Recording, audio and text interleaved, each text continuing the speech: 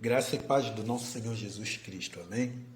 Queremos mais uma vez agradecer a Deus pela oportunidade que temos de crescermos juntos e caminharmos através do conhecimento da Sua palavra. Queremos iniciar uma série de reflexão baseada em Efésios capítulo 6, versículos 10 a 20. A armadura de Deus para vencer nos dias maus. Como é que Deus quer, como é que Deus pode nos capacitar a sermos vitoriosos e como podemos entender a dinâmica da vida, como podemos entender a essência da vida e faça essa compreensão como podemos nos armar para vencermos. Como cristãos, como lidamos com a guerra que está dentro de nós? Sabemos que no nosso ser há muitos campos minados por nossa própria carne. Carne é a nossa inclinação depois que pecamos. E essa carne, essa nossa tendência de se afastar de Deus, ela é auxiliada pelo diabo e pelos seus demônios. Por isso a vida cristã torna-se uma guerra. Por isso a vida cristã torna-se árdua. Como nós podemos entender isto? A Bíblia deixa claro que Deus nos concedeu todas as riquezas de sua glória e tudo que precisamos. Revela o que nos pertence em Cristo. A Bíblia nos instrui como nós podemos nos compreender e como é que nós podemos entender aquilo que Deus já fez por nós para vencermos diante desta guerra, diante desta batalha espiritual. É isso que nós vamos descobrir ao longo das nossas reflexões. O que significa viver a vida cristã diariamente? O que significa lutar a luta cristã diariamente de modo que nós possamos viver de forma digna, de modo que nós possamos viver dentro daquilo que Deus nos chamou a viver. A nossa visão é produzir discípulos de Jesus Cristo que vivam de forma digna do seu chamado. E isso implica compreender a nossa luta e nos armarmos da armadura de Deus. Hoje queremos fazer uma breve introdução, mas antes queremos ler o texto que diz assim: finalmente, fortalecei-vos no Senhor e na força do seu poder. Revesti-vos de toda a armadura de Deus para poderdes permanecer firmes contra as ciladas do diabo.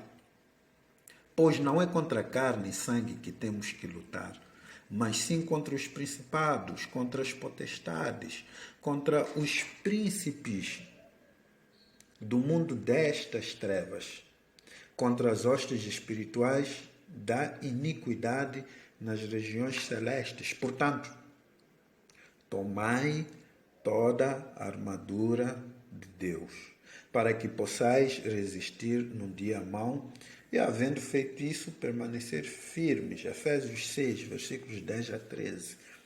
O texto repete a armadura de Deus 2 vezes.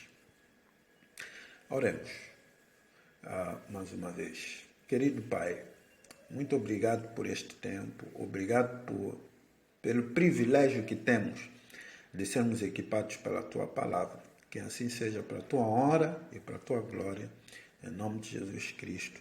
Amém. 3 ideias básicas para partilhar com os irmãos. Primeiro, o texto nos convida a uma preparação. Seja forte no Senhor. Precisamos entender que diante desta guerra com as forças espirituais, diante da luta contra os demônios, diante da luta contra o diabo, nenhum ser humano está em condições de vencer, porque eles são seres espirituais que estão acima de nós. são seres criados com uma capacidade superior à do homem. Eles têm poder para nos fazerem vida negra, mas queremos tomar consciência, através da palavra de Deus, de que no Senhor existe força. Existe força. Seja forte no Senhor. Não temos em nós a força, mas nós podemos nos preparar para a vitória, podemos nos preparar para esta guerra, nos fortalecendo no Senhor. Lembrando que no Senhor há força, e essa é a força, este é o poder que ressuscitou Cristo dos mortos. A mesma força que está disponível a nós diante dessa batalha espiritual é a mesma que exaltou a Cristo à destra de Deus. É a mesma força que exerce poder sobre todo o governo que existe. Essa força, a Bíblia diz que é Cristo, que é o cabeça da igreja. E nós somos o seu corpo. Portanto, a igreja, como corpo de Cristo, tem o privilégio de ter acesso a esse poder para que possa vencer diante desta batalha espiritual. Portanto, a igreja tem um grande privilégio, tem um grande recurso que não faz uso dela muitas vezes porque não conhece. Consequentemente, vive uma vida de derrota e de fracasso. A preparação, a força, o poder está no Senhor. Ninguém pode, humanamente falando, lutar contra o diabo e seus demônios. Mas Cristo venceu e Cristo está acima de todas as forças espirituais. E quando recorremos a Ele, nós encontramos força para vencer. Em segundo lugar, o texto diz que nós precisamos nos equipar. Precisamos nos equipar para que essa força e o poder do Senhor possam de fato tornarem-se propriedades concretas nas nossas vidas. Nós precisamos nos revestir de toda a armadura de Deus e encontrar o nosso descanso na força de Cristo. Toda a armadura de Deus.